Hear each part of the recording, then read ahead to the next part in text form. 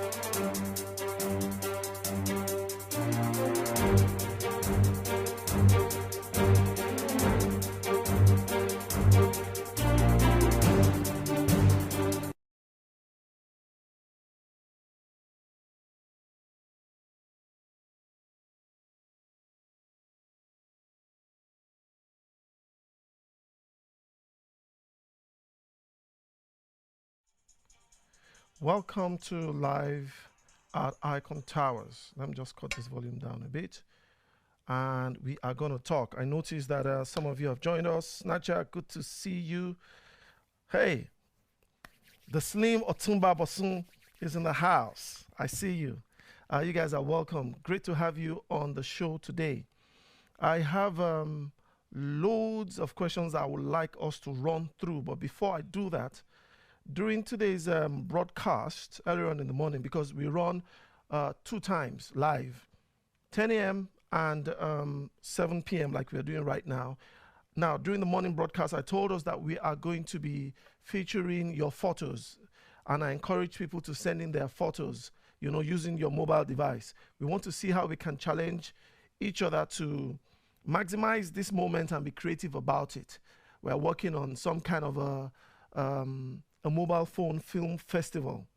So for the time being, before we go into film, let's start with our phones. Take photos and send them in. So check out some photos that are coming from no other than Snatcher himself. He sent in these photos, and they're lovely photos. I mean, look at that. A bit of romance, you know. And I love this particular, this is one of my favorite today. I saw this and I was like, this is amazing. This is a piece of art. This is lovely, you know. So please send in your photos, a bit of abstract and some creative. With the phone, you can do all sorts, and you just want to see who will send in the most creative and the most. In fact, I'll let you people decide every week the best photos. We'll choose from an array of photos that you guys will send in. So check out this one. I wonder what the message here is. You decide. Now, the next set of photos I'm going to show you from this one comes in from Calnova. These are amazing photos. Just look at the detail in that. It's fantastic. You know, from Calnova, lovely photos. Thank you, Carl. Carl is going to be one of our influencers that we're going to be interviewing here. He works with youth, you know, in secondary school, in primary school, in colleges, and I spoke with him today. It was really lovely speaking with him and catching up. We're going to be having on the show as we talk about. This is a lovely photo. That is lovely. And we end with that. So send in your photos. Let's get things rolling. Oh, one more. Let me show you two. Check out that. Isn't that amazing? So the best photo of the week is going to win a gift. Let's challenge each other and see what we can do concerning sending these crazy photos. I think I'm going to be part of this. Initially, I was going to decide, but it occurred to me that I should let the viewers decide. So at the end of every week, we'll run through the photos again, and then we'll nominate the best photo. So, hey, sending your photos, that would be great to hear from you. Earlier on today, I played a track. I showed us a video that I worked on recently called Make My Life. I'm just going to bring the volume down so that I can speak. I'm not going to play the whole thing, but one of the things I do is I also sing and I write songs. So if you missed that, you can check out the morning broadcast is on Facebook. I'm not going to play the whole thing, but I just want you to know that one of the things we're going to do on this show, based on what people requested for, is that we would play videos, music videos, interesting videos, challenging videos, something uplifting, something inspiring, you know. So check that out. And by the way, just in case you did not know, those things are available. I have my music on I think I'm the only one on Spotify called Frederick Williams. So I have some tracks there. Check it out. You would have a lovely time, especially this particular track I worked on called, this one is there, Make My Life, and then We Will Wait, one of my latest tracks, which is just a song of worship and waiting on the Lord. Check that out. We're going to move on very quickly. We introduced something interesting today as we brought to the studio a message from our sponsors, and I would like to show that again because it's very important, and I'll explain why I am doing this. So while we get people to join us, everyone please share, invite, share that, because we're going to be talking about some very important things. But before we go further, I'd like to play this video and I'll explain why.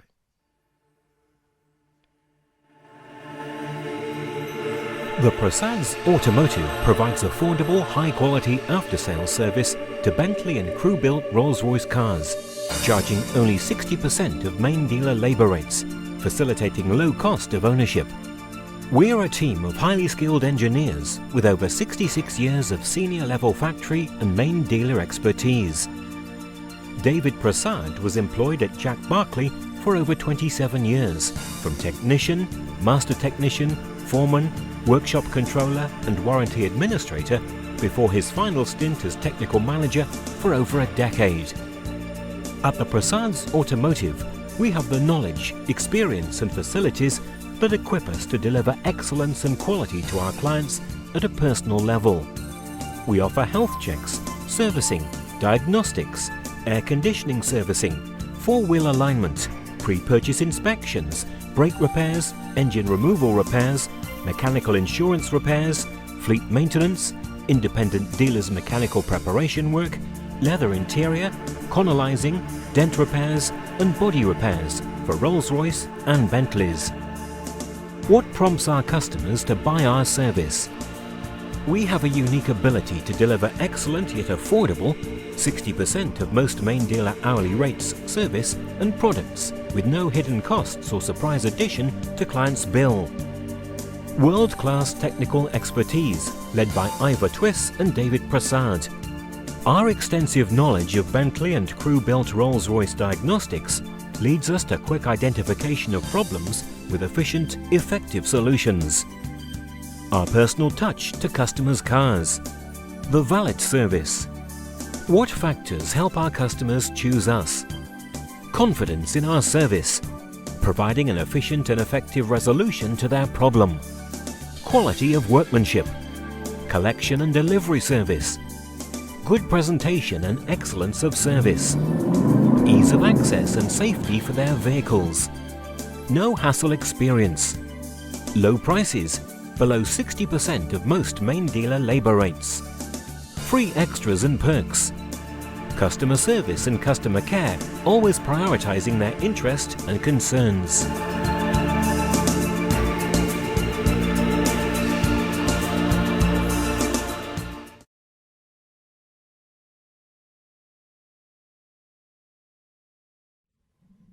Welcome back to Live at Icon Towers. Why did I play that video? A few years ago, I took my car into the Prasad, and I honestly never realized that cars can get born again and get saved. I only thought it was human beings that get saved. My car went into the workshop to the Prasad, a complete unbeliever, and came out completely a new car. It's incredible. Their services, their excellence, even the bathroom is so clean. I mean, I go there and I'm like, the floor is polished, and they give your car the Bentley attention. I don't have a Bentley. They fix Bentleys, but they also fix other kinds of cars. So honestly, take your car into the Prasad and you would not believe what would happen to your car. Since then, I've taken my cars nowhere else. I drive over to the Southeast, and I highly recommend them. And that is why they're part of the sponsors of this show, because honestly, I could not believe how attention to detail, the inside, outside, literally every aspect of your car. Your car comes out feeling completely a new man, honestly. So please check the Prasads out. Let's get on with the show. Now, you guys have sent me questions which I'm going to read out. Many of you have provoked a very vibrant discussion. When we started 3 days ago, we said we were going to focus on 4 areas. News, current affairs from a biblical worldview, news. Number 2, we're going to be doing motivation talks along the lines of leadership development, career development, purpose and wealth creation. 3rd area, we're going to be focusing on wholesome entertainment, live music, comedy, just a lifestyle talk show. The 4th area we're going to focus on was marriage and family issues. We're going to be talking about relationships, youth, children, just things to do with family. But in the last 48 hours or so, many of you have been asking for a Q&A session and debate. You guys want us to have interactive talk and debate on burning issues. You really want that. Many of you are itching for that. So I'm going to read out some of the questions. Hey, good to see you, Pastor Duncan, all the way from Jos Plateau. Good to see you. Welcome. Great to have you on Live at Icon Towers. I'm glad you're here because you're a pastor, because some of the questions that these guys are sending in are very interesting. So I'm going to read out some of the questions, and I want you to please comment and be part of this as we move on with this show. It is something that is going to be very, very interesting. Oh, okay. Bear with me. Sorry about that. Yeah. I did not know that. I still had that screen on. Okay. Number 1 question that people asked, they were asking theological questions people were asking. And some of them are very mischievous questions, but someone sincerely might be asking this question. So we are going to address them. The first one on my list, Ashley from the States, good to see you. Hey, you're welcome on the show, Ashley. It would be great to have some comments all the way from the US. Beautiful. Can I work in a cigarette manufacturing company as a Christian? Can a Christian work in a cigarette manufacturing company? Interesting. Can a doctor oversee clinical abortions? Or can a doctor refuse on moral grounds just because he's a Christian? Another question which I think is A bit mischievous, but sincere, I think. I don't know how you can be sincere and mischievous, but hey, I'm still going to read it out because someone might be asking that question. As a web developer, should I accept a contract to build a porn website? Someone is asking out there that, should I? Great to see you, Ashley. Let me read the question again, just in case you guys did not hear me right. Some of you are mischievous. But someone might be asking, so I'll continue. As a web developer, should I accept a contract to build a porn website? Can I share a personal story with you guys?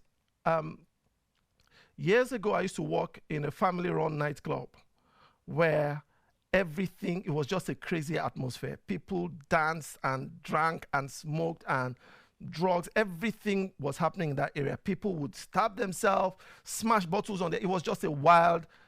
And I was in the bar, so I was selling the booze, and I was working there for a while. It was a family business. I'm not going to call names and be detailed, but I worked there. It was run by my family, and I worked there for a while. And I was in the bar, so I was there. I saw everything. Okay, apart from the fact that it was a nightclub where everything went on, there was also a cinema house in the facility. And in that cinema house, we showed everything, including porn. Including pornography. So it was a nightclub. There was pornography going on. Hey, Shegun, good to see you. There's a friend of mine from uni. Long time no see. Great to have you on the show. Welcome. Drop a comment. So here was I working in a club where people were drinking, and then in the cinema section, everything was being shown, including pornography. And then I got saved, and I became a Christian. So what do? Do I continue to work in a place where pornography was being shown? And this is a family-run business. This is something that it was a joint that was run by the family, by my family. It'll be interesting to get your comments on that, what you think I should do. Snatcher, good to see you. Welcome on the show. Please drop your comments. Thank you for liking. Thank you for sharing. Let's go on with the questions. I would leave that and just read a few more questions, then I'll go back. Remind me to tell you what happened. If not, I will just go on with the story and jump that aspect. Thank you, Prophet Alaba. I don't even know which part of the world you are in now. I knew you were in the UK, but you've traveled. Good to have you on the show. So let me get on. Somebody said this. He said, if a pastor accepts money and donations from a politician, knowing that it's stolen funds, then everything else is inconsequential. In other words, if pastors go on and collect money from corrupt people as offerings and as tithes, then everything should be allowed. I told you that people were sharing interesting comments. I'm just checking this out. This is nice. I'm just reading some comments. How do you guys do it? How do you guys, check comments out? And I have to stop and check. Anyway, let me move on. So someone has been commenting on similar questions. I'm going to move to the next question. And this person has written quite a few questions. So let me quickly say something about being a pastor and then also relating to politicians. By virtue of my work and my assignment, I am privileged to meet with certain world leaders and key politicians. But there was something the Lord spoke to me that was very, very clear to me. If you feed from the palace will change your prophetic accent. If you are called to speak the word of God to the palace, and you are feeding from that palace, you will not have the effrontery and the audacity to bring God's word. So be very careful. Mammon, money, and the love of money would actually corrupt you faster than anything else. And one of the areas ministers are tested, those that are called by God, sincere ministers of God, are not for sale. That is my point of view. Let me know your thoughts. I don't believe you can be a sincere minister of God and pursue the kingdom of God and pursue money at the same time. No man can serve two masters. It's either he will love one or hate the other. No man can serve mammon and serve God. So the love of money is the root of all evil. To be honest, we talk about prosperity, but prosperity from a biblical perspective is way more than money. And many times anyway, let me stop. I don't want to start preaching. Let me get on to your questions. Wow, good to see you, Gideon Jim. Years ago, this man called Jim saved my life. I remember playing football and I was ill and I kept on playing and I passed out and I stopped breathing on the football field. That man there was the one who brought me back to life, right on the football field. I salute you, sir. I'm here today because of what you did. Much respect. Some of you have started dropping some comments, which is great. Thank you. Keep sharing the comments. Let me go on with the questions. Okay, next question. Someone is asking, did dinosaurs like T-Rex and other extinct animals exist? Did Noah put them in the ark? I can imagine a dinosaur in the ark. And how come in the ark the animals did not eat each other? Since we know that the animal kingdom does that to survive, how come the animals were not feeding on each other in the ark? Good questions. I'm happy that we will have an opportunity for those of you who are theologians to speak to us, and we have this debate and address some of these questions, Also, there's the big question of creationists theory versus the evolutionist theory. That's a major one. Many people have been talking about, and they want us to debate or bring in facilitators that will talk about that. Do you believe in creation or do you believe in evolution? The Big Bang Theory. We're going to be talking about that for sure. A lot of people also ask questions that are theological. Where did Cain's wife come from? Did God create other people? Did God have other people that he created? Where did Cain get his wife from? And there were other social issues that people were asking.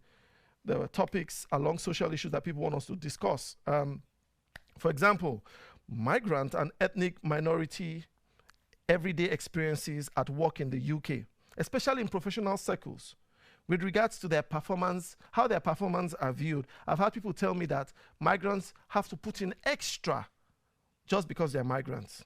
Do you agree with that? We're going to be talking about workplace ethics, and how your skill set is measured as a migrant. There are times when I've done some production. It's happened to me so many times. I can give you two examples. When I've gone to a major production, maybe major production house, I'm working with a big establishment, and all of us are sitting in the reception, maybe 3 or 4 of us professionals, and they come out, especially with my name, and they go, maybe there are just 3 or 4 of us there, and they go, Fred Williams, and all the time they expect that I'm not Fred Williams, so they back me and talk to everybody. Can we see Fred Williams? And I put up my hand and I say, excuse me, I'm Fred Williams. And they go, oh, okay, come. And then I realize sometimes I've done the job and I'm happy with the job, and even before they think about it, the client tells me, wow, your work is professional. Your work is so professional. Initially, it used to annoy me that, of course, my work is professional. I'm a professional. But I now learned that people just think about you in a particular way because of where you're coming from, because of your accent. For example, I still have a Nigerian accent, and people look at the work and then hear the accent. I remember someone telling me the other time, he looked at the work and he said, I'm surprised. Your work is so professional. And I said, why are you surprised? I'm a professional. Then when he thought about it, he was like, oh, no, I didn't mean that. I said, it's all right. But do people view the quality of your work based on the color of your skin? I don't think it happens most of the time, but I've seen it happen many times. So we're going to be talking about that. It's one of the issues we should talk about, racism. In fact, there's a filmmaker that has done something along those lines, and I'm going to be interviewing him shortly. He's finished the film. We're going to show you highlights of that film, and we're going to be talking about this sensitive issue, these sensitive issues. I don't mind talking about sensitive issues. For example, earlier on today in the show, in the morning program, some people sent in information. Today again, after the morning session, some other people asked me again that, are you going to talk about Christians and homosexuality? Someone personally highlighted that is it possible to be homosexual and to be a Christian, and how do we relate? How do we address that issue? And like I said in the broadcast in the morning, some people, some cultures, they stigmatize it and criminalize homosexuality. Some other cultures, they normalize it, and they what's the word now? They don't just normalize it, they glamorize it.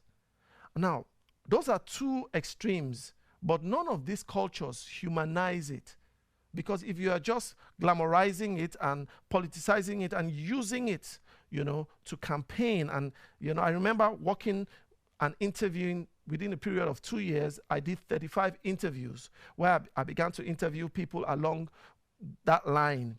And the kind of threats I got, in fact, I got death threats, literally. I was surprised. I got death threats. The police had to get involved. If you have time, I'll show you some of it on social media. And I'm like, there was so much hatred coming from both sides. Both sides. Both sides, yes. In fact, so I got on TV and I was talking about my experience, and Christians called and began to abuse you. You abuse me. They said, you call yourself a Christian and you're talking to homosexuals? I say, yes, I am talking. I want to hear their story. What's your problem? Why can't I speak with them? Then on the other side, I got attacked also by the homosexuals, saying, how dare you say people can change? I said, I didn't say people can change. I interviewed people, and the people themselves said that I have changed. So why must we shut their voices down? The name of the documentary is called Voices of the Silence. It's something we'll talk about another time. But let's move on. So we'll talk about some of those issues. Next question. Someone wants us to talk about the monster called capitalism. There's someone asking here, I think it's Snatcher, says, please, let's talk about how the church should treat members of the LGBTQ+ in their congregation. Let's talk about it. How do you relate to somebody in your congregation if they're from that community? How do we relate? That would be interesting. It would be good to hear from pastors. I'm a pastor, If you ask me as a pastor, I'll tell you my thoughts. But it would be good to also get feedback from some of you. What do you think? Because it's a major issue, Some people say, well, love them. I believe in love. But what does that really mean? How do you love them? Is it by accepting every single thing? Well, we'll talk about that later. Okay. Speak about the monster called capitalism. That is working and paying bills, and how the modern Christian struggles to achieve God time, family, and work-life balance. Honestly, that is a major, major topic. How do I balance it? How do I give time to my family? How do I give enough time to God? I mean, earlier on in the morning, we talked about the fact that some of you asked the questions that, where does faith stop and common sense starts? I actually would like to ask that, where does common sense start and then faith begins? Actually, I think we need a combination of both. But we're not addressing the questions, we're just rolling them out so you guys know that people are asking these questions and you want us to engage. Let's move on. Okay, someone wants us to talk about the reality of the new age and the new world challenge of middle-aged Christians in their late 30s, 40s, 50s, men and women who face the inescapable social problem of loneliness, isolation, singleness, due to them not finding a lifetime partner.